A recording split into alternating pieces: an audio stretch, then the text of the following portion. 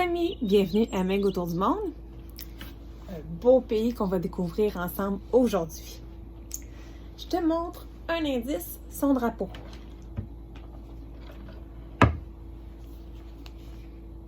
Est-ce que tu reconnais ce drapeau? Non? Attends, je vais te montrer de quel pays il s'agit. On va aller très loin de chez nous. On va aller en Asie. En Asie, juste dans le bas de la carte ici, tout près de l'Australie, il y a un grand pays qui s'appelle l'Indonésie. L'Indonésie formée de plusieurs îles. On va regarder tout à l'heure la quantité d'îles qui forment l'Indonésie. Un très, très majestueux pays à découvrir. On part? D'accord. Donc, son beau drapeau, composé d'une bande horizontale blanche et d'une bande horizontale rouge. Ce qui est spécial avec le drapeau de l'Indonésie, c'est qu'il est très, très similaire au drapeau d'un autre pays du monde. Ici, le drapeau de l'Indonésie. Et ici, le drapeau d'un pays de l'Europe. Un tout petit pays d'Europe. Tu essaies de deviner? On ne l'a pas encore visité ensemble. On va le découvrir bientôt. Il s'agit du pays de Monaco. Un des plus petits pays au monde, près de l'Italie, en Europe. Donc, un drapeau très similaire à celui de l'Indonésie, qu'on va découvrir aujourd'hui. Quelle langue on parle en Indonésie? C'est facile. On parle l'indonésien. Hein? Facile à deviner. Mais il n'y a pas juste l'indonésien qui est parlé en Indonésie. Ça, c'est la langue officielle. Il y a 1100 types d'ethnies qui se trouvent en Indonésie. J'avais parlé qu'il y avait plusieurs îles. Donc, beaucoup de gens différents qui viennent d'un peu partout, qui se sont installés à différents moments de l'histoire dans les îles de l'Indonésie. Donc, 1100 ethnies qui y sont installées et qui parlent au total, regarde, j'ai mis des petites bulles un peu partout, jusqu'à 700 types de langues qu'on peut retrouver en Indonésie. C'est particulier, hein? Donc, quand on se promène à travers les îles, on croise beaucoup de gens qui ont des particularités différentes et des langues différentes. Très spéciales. Combien de gens en Indonésie? C'est un des plus gros pays du monde en termes de nombre d'habitants. Regarde, as-tu déjà vu autant de petits bonhommes dans un des visuels qui montre le nombre d'habitants? Hein? Très rare, hein, que ça a pris autant de place. Donc, 270 millions d'habitants en Indonésie, donc un des pays les plus populeux au monde. Donc, comme je disais tout à l'heure, 1100 ethnies, 270 millions, 700 langues parlées. Donc, plusieurs îles en Indonésie. Combien d'îles? 13 466 îles composent l'Indonésie. Regarde, on voit un aperçu. On voit les plus grosses îles sur l'image, mais en réalité, il y en a plein d'autres plus petites qu'on ne voit pas sur l'image, pour un total de plus de 13 000 îles. Plusieurs îles volcaniques. Une grande majorité d'îles volcaniques, donc beaucoup de beaux paysages. Regarde comme c'est beau. L'Indonésie, c'est un des pays du monde où on peut découvrir beaucoup de superbes paysages, de cartes postales. Regarde comme c'est beau. Une des plus grosses îles à découvrir en Indonésie, c'est l'île de Java. Sur l'île de Java, on va découvrir des volcans, mais aussi la ville de Jakarta, qui est la capitale de l'Indonésie, donc une très grosse ville, la ville de Jakarta. Et juste tout près, on va aussi découvrir de de très gros volcans. En fait, l'Indonésie, c'est un des endroits dans le monde où il y a le plus de volcans actifs, donc qui ont fait parfois des catastrophes, donc des volcans qui explosent encore aujourd'hui et font des dommages. On voit aussi de superbes étendues d'eau. On a vu la mer tout à l'heure. Et celui-ci, c'est le lac Toba. En fait, c'est le plus grand lac au monde qui est formé dans le cratère d'un ancien volcan. Donc, superbe endroit à visiter en Indonésie. Et sur le bord du lac Toba, on peut y voir de superbes maisons traditionnelles d'un des peuples de l'Indonésie. Tu vois les belles maisons pointues, orange? Donc, un très beau panorama qu'on peut voir le long de ce grand lac qui est formé dans l'ancien cratère d'un volcan. Il y a une catastrophe naturelle qu'on observe au-delà des volcans, comme je disais tout à l'heure, qui des fois sont très destructeurs. En Indonésie, ils sont parfois victimes de tsunamis. Est-ce que tu sais c'est quoi un tsunami? J'ai déjà parlé des plaques tectoniques. Tu te rappelles ce que c'est les plaques tectoniques? Les plaques qui sont à la surface de la Terre et qui bougent. Parfois, ils bougent, ça crée soit des tremblements de terre.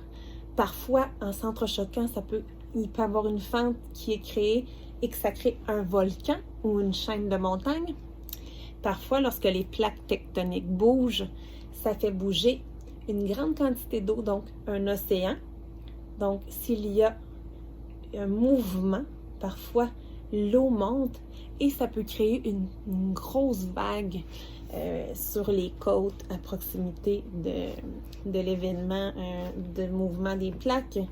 Donc, en Indonésie et à différents endroits en Asie, il y arrive qu'il y a des tsunamis, donc de très grosses vagues qui atteignent les côtes, parfois des vagues destructrices et l'Indonésie est un des pays qui a été le plus victime de ce type de catastrophe naturelle dans les dernières années. Donc, très triste, mais c'est important de connaître ce phénomène qui arrive parfois dans ces pays-là.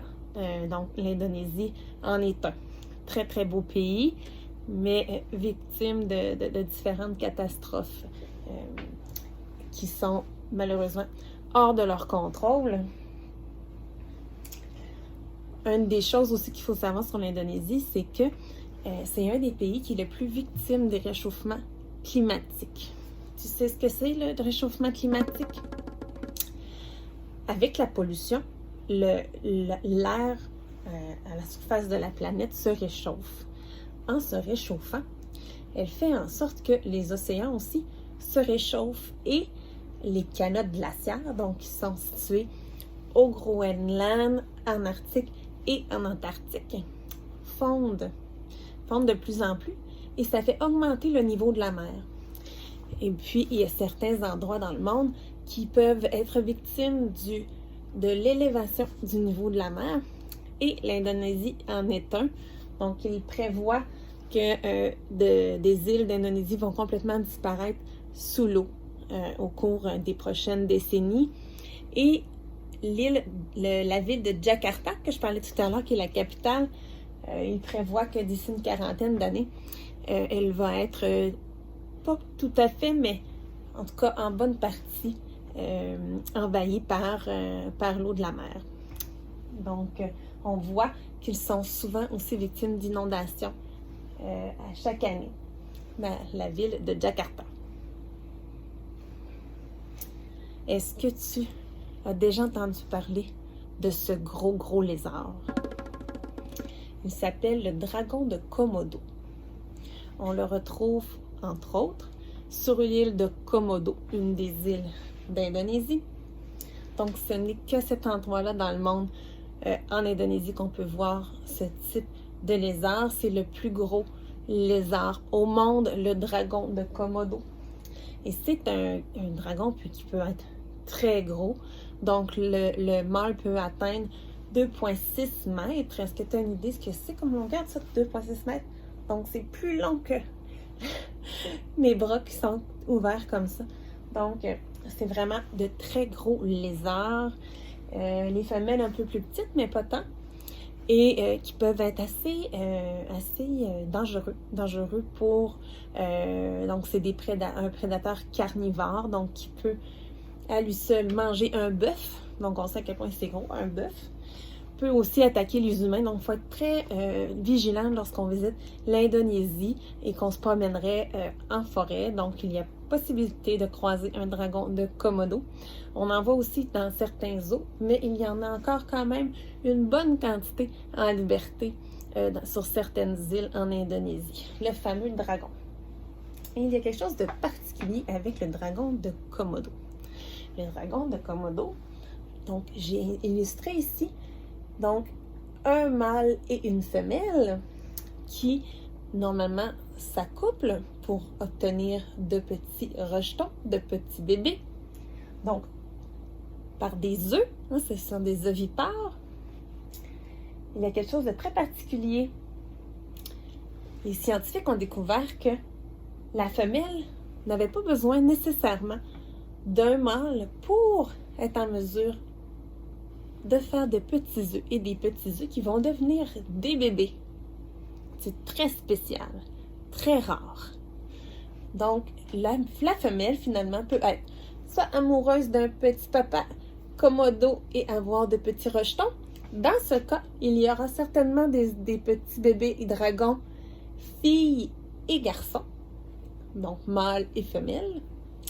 Si la femelle a des œufs par elle-même, sans avoir un mâle avec elle pour la fécondation, elle n'aura que de petits bébés garçons, donc de petits bébés mâles. C'est très spécial, hein? Donc, spécial ce dragon de Komodo. Une autre très belle chose à voir lorsqu'on visite l'Indonésie, c'est ses nombreux temples. Il y en a partout. Le peuple indonésien est un peuple qui a beaucoup de croyances, très variées en fonction aussi des différentes ethnies qui s'y trouvent. Donc, il y a de l'hindouisme, du bouddhisme. Donc, on peut voir différents types de temples. Regarde le beau gros temple qu'on voit de haut. Un autre temple ici qui est tout près de Bali. Peut-être que tu as déjà entendu parler du nom de cette île, l'île de Bali. Donc, c'est en Indonésie. Donc, un temple qui est sur un promontoire, sur une île déserte. Et là, regarde, un autre beau gros temple d'inspiration hindoue. Donc, on peut visiter lorsqu'on se promène en Indonésie sur les différentes îles. Il y en a même un qui est sous l'eau. Tu vois? Tu vois l'île ici? Donc, on peut trouver des Bouddhas. Bouddhas, donc, qu'on retrouve dans la religion bouddhiste.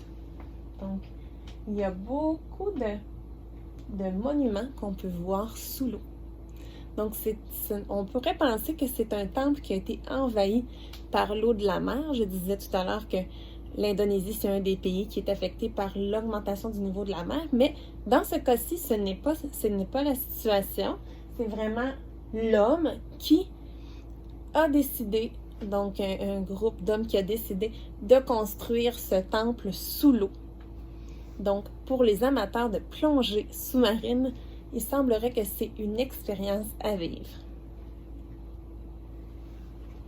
Et je vais terminer avec une dernière chose particulière avec l'Indonésie.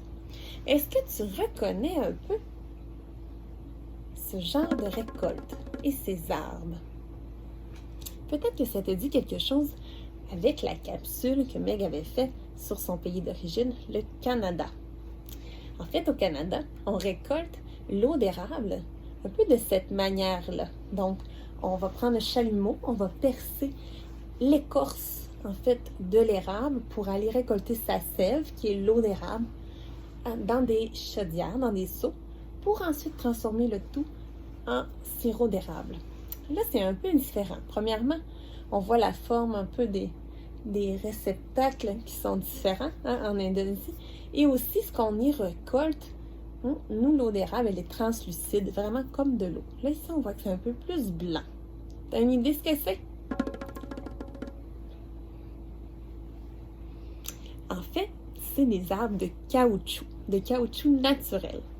Donc, si je te montre encore, donc on entaille les arbres de caoutchouc pour récolter la sève, vraiment le caoutchouc naturel, pour ensuite le transformer et faire beaucoup de choses qu'on croise dans notre vie de tous les jours. J'ai mis des exemples, donc des élastiques en caoutchouc, des gommes à effacer, des petits canards pour prendre le bain. Donc, il y en a partout du caoutchouc. Il y a évidemment du caoutchouc plus synthétique, mais il y a quand même encore des choses, plusieurs choses qui sont produites dans le monde avec le caoutchouc naturel. Et l'Indonésie est un des plus grands producteurs au monde de caoutchouc. Intéressant, hein? Est-ce que tu as aimé ton voyage en Indonésie? Oui? Le prochain pays qu'on va aller découvrir, c'est le pays de Monaco. J'en avais parlé tout à l'heure, donc on va aller du côté de l'Europe pour visiter ce tout petit pays, mais qui est très intéressant à découvrir. Donc on peut visiter à pied. Je te dis à bientôt. Bye bye!